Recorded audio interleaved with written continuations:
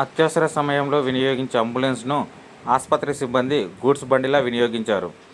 Telangana CM సొంత నియోజకవర్గం కొడంగల్ ప్రభుత్వ ఆసుపత్రిలో విరిగిన కుర్చీలను రిపేర్కు తరలించేందుకు ఆటోకు బదులు అంబులెన్స్ను వినియోగించారు. సిబ్బందిని ప్రశ్నించగా పేషెంట్లు ఎవ్వరు లేరు కదా, అంబులెన్స్ ఖాళీగా ఉంది కదా అని సమాధానం ఇవ్వడం శోచనీయం.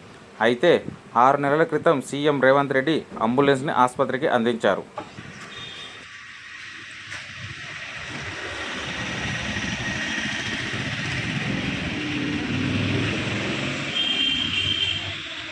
మీరు ఫోటోలు ఎందుకు తీస్తున్నారు చెప్పండి ఇప్పుడు.